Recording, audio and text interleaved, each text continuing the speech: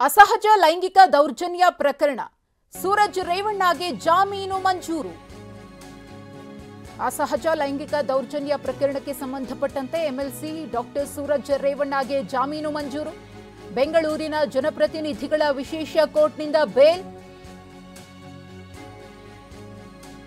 ಸೂರಜ್ ರೇವಣ್ಣ ನ್ಯಾಯಾಂಗ ಬಂಧನದಲ್ಲಿದ್ದಾರೆ. ಅಸಹಜ ಲೈಂಗಿಕ ದೌರ್ಜನ್ಯ ಪ್ರಕರಣಕ್ಕೆ ಸಂಬಂಧಪಟ್ಟಂತೆ ಇದೀಗ ಇದೇ ಪ್ರಕರಣದಲ್ಲಿ ಸೂರಜ್ ರೇವಣ್ಣಗೆ ಜನಪ್ರತಿನಿಧಿಗಳ ವಿಶೇಷ ಕೋರ್ಟ್ ಜಾಮೀನು ಮಂಜೂರು ಮಾಡಿದೆ. ಷರತ್ತುಬದ್ಧ ಜಾಮೀನು. ವಿಧಾನ ಪರಿಷತ್ನ ಸದಸ್ಯ ಮಾಜಿ ಸಚಿವ ಎಚ್.ಡಿ. ರೇವಣ್ಣ ಅವರ ಪುತ್ರ ಸೂರಜ್ ರೇವಣ್ಣ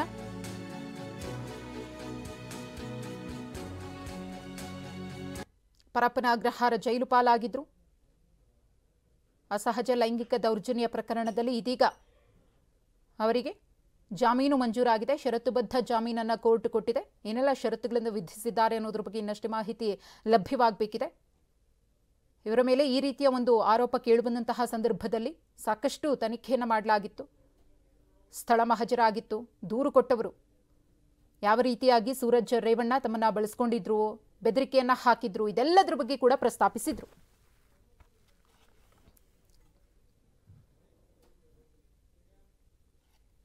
ಸಹಜ ಲೈಂಗಿಕ ದೌರ್ಜನ್ಯ ಪ್ರಕರಣದಲ್ಲಿ ಎಂಎಲ್ಸಿ ಸೂರಜ್ ರೇವಣ್ಣ ಅವರಿಗೆ ಜಾಮೀನು ಮಂಜೂರಾಗಿದೆ.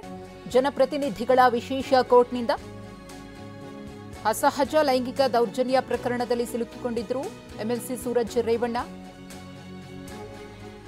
ಇದೀಗ ಅವರಿಗೆ ಜಾಮೀನು ಲಭಿಸಿದೆ. ಜನಪ್ರತಿನಿಧಿಗಳ ವಿಶೇಷ ಕೋರ್ಟ್ನಿಂದ ಜಾಮೀನು ಮಂಜೂರಾಗಿದೆ. ಬೆಂಗಳೂರಿನ ಜನಪ್ರತಿನಿಧಿಗಳ ವಿಶೇಷ ಕೋರ್ಟ್ ಸೂರಜ್ ರೇವಣ್ಣಗೆ ಜಾಮೀನನ್ನ ಕೊಟ್ಟಿದೆ. ಷರತ್ತುಬದ್ಧ ಜಾಮೀನನ್ನ ನೀಡಲಾಗಿದೆ. ಜೂನ್ 23ರಂದು ಅರೆಸ್ಟ್ ಆಗಿದ್ದ ಸೂರಜ್ ರೇವಣ್ಣ 29 ದಿನಗಳಿಂದ ಜೈಲಿನಲ್ಲಿದ್ರು. ಈ ಕುರಿತು ಮತ್ತಷ್ಟು ಮಾಹಿತಿಯನ್ನ ಕೊಡ್ತಾರೆ ನಮ್ಮ ಪ್ರತಿನಿಧಿ ರಮೇಶ್.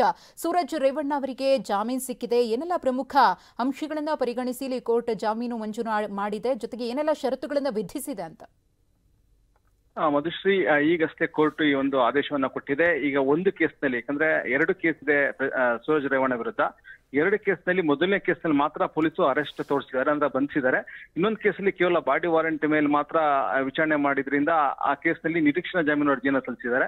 ಈಗ ಇದೊಂದೇ ಕೇಸ್ನಲ್ಲಿ ಅವರು ಬಂಧಿತರಾಗಿರೋದ್ರಿಂದ ಈ ಕೇಸ್ನಲ್ಲಿ ಸೂರಜ್ ರೇವಣ್ಣಗೆ ಕೋರ್ಟ್ ಷರತ್ತುಬದ್ಧ ಜಾಮೀನನ್ನ ಕೊಟ್ಟಿದೆ. 2 ಲಕ್ಷ ರೂಪಾಯಿ ಬಾಂಡು ಮತ್ತೆ 2 ಶ್ಯೂರಿಟಿ ಮತ್ತು ಪಾಸ್ಪೋರ್ಟ್ ಅನ್ನ ಸರೆಂಡರ್ ಮಾಡಬೇಕು, ಮತ್ತೆ ಪೊಲೀಸರ ತನಿಖೆಗೆ ಸಹಕರಿಸಬೇಕು, ಮತ್ತೆ ಪ್ರತಿ ತಿಂಗಳ 2ನೇ ಭಾನುವಾರ ಪೊಲೀಸರು ಮುಂದೆ ಹಾಜರಾಗಿ ಸಹಿ ಹಾಕಬೇಕು, ಹಾಗೆ ಸಾಕ್ಷ್ಯಾಧಾರ ನಾಶಪಡಿಸಬಾರ್ದು ಅನ್ನುವಂಥ ಷರತ್ತುಗಳನ್ನ ವಿಧಿಸಿದೆ.